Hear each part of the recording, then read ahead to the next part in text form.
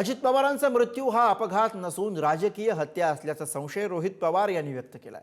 या प्रकरणाच्या विलंबानं सुरू असलेल्या तपासावरती सीआयडी चौकशीवरती रोहित पवार यांनी प्रश्न उपस्थित केलेत। विमान कंपनी आणि पायलटच्या पार्श्वभूमीवर सुद्धा त्यांनी प्रश्न उपस्थित केले। अजित पवारांचा अपघात नव्हे राजकीय हत्या, रोहित पवारांची खळबळजनक पत्रकार परिषद। पूर्व विदर्भातील नेत्यामुळे अजितदादांना उशीर, विमान कंपनी एरो कंपनी पायलटवरही संशय। सीआयडी नव्हे परदेशी यंत्रणांकडून तपास करा। अजित पवार यांच्या अपघाती मृत्यूनंतर 14 दिवसांनी पवारांच्या कुटुंबातील आमदार रोहित पवार यांनी पत्रकार परिषद घेत गंभीर प्रश्न उपस्थित केलेत। अजित पवार यांचा मृत्यू हा घातपात असून राजकीय हत्या असल्याचा संशय त्यांनी व्यक्त केला। पूर्व विदर्भातील एका नेत्याची भेट, विमान कंपनीचा कारभार, पायलट, अखेरचं संभाषण यावर त्यांनी गंभीर प्रश्न उपस्थित केलेत। या प्रकरणाची चौकशी सीआयडी कडून करण्यात काय अर्थ आहे असा सवाल उपस्थित करत परदेशातील यंत्रणांनी तपास करायला हवा अशी मागणी रोहित पवारांनी केली। VSR विमान कंपनी, एरो कंपनी आणि पायलट सुमित कपूर यांचा घातपाताचा कट होता का असा संशयही त्यांनी व्यक्त केला आहे। टेक ऑफ पूर्वी विमान सुस्थितीत आहे का याची खात्री केल्याचं CCTV आहे का? विमानाचे रिपोर्ट बदलले जाऊ शकतात, त्यावर विश्वास कसा ठेवायचा? 2023 मधल्या VSR कंपनीच्या मुंबईतल्या विमान अपघाताचा रिपोर्ट का दाबला?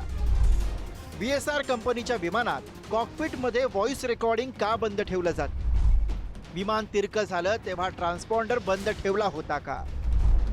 चौकशीच्या फेऱ्यात असूनही VSR ला का फेवर केलं जातं?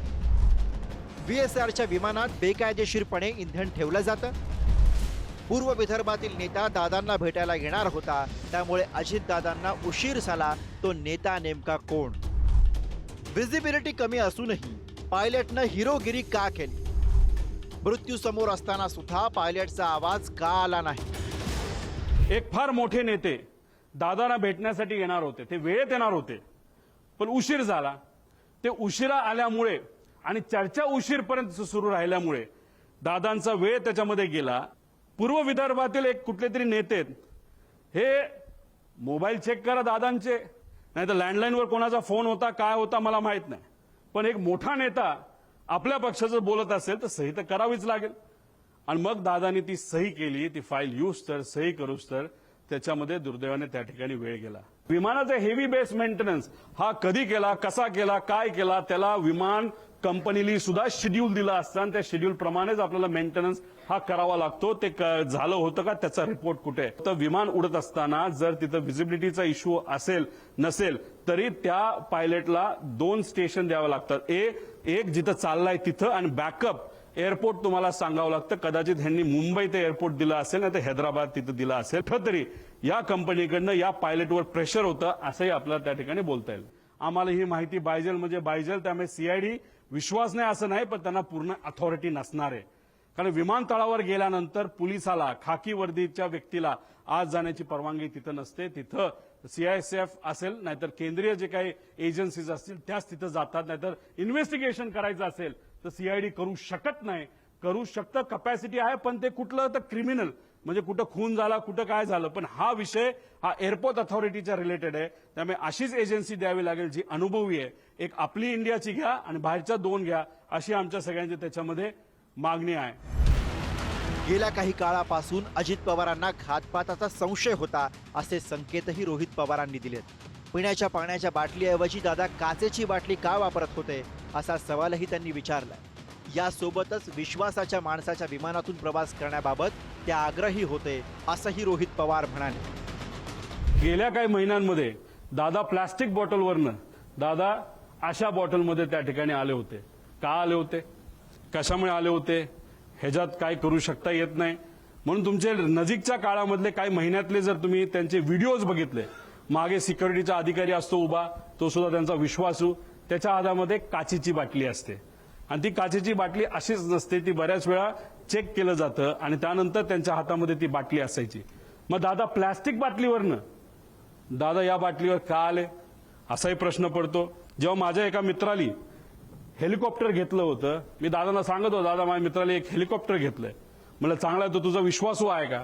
म्हणलं हो आहे. मग त्याचंच हेलिकॉप्टर तू वापर, बाहेरून तू घेऊ नको. आम्ही आत्ताच्या काळामध्ये बरंच काही वेगळं ऐकलेलं आहे. आता ह्याच्यातून ते मला काय सांगण्याचा प्रयत्न करत होते मला तर ते काय माहीत नाही.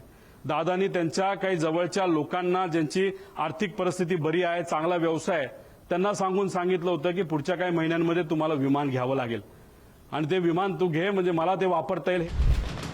सुनेत्रा पवारांची इच्छा नसतानाही त्यांना घाईघाईत उपमुख्यमंत्री पदाचा शपथविधी उरकण्यात आला, असंही रोहित पवारांनी म्हटलं.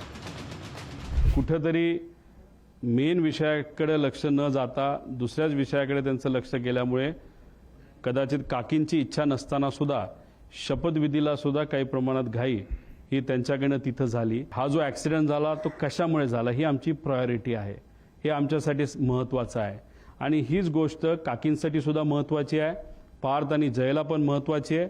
पण ह्या नेत्यांना काय महत्त्वाचं आहे हे मी सांगण्यापेक्षा गेल्या 13 दिवसामध्ये लोकांनीच बऱ्याच काही गोष्टी तुमच्या माध्यमातून बघितलेल्या आहेत.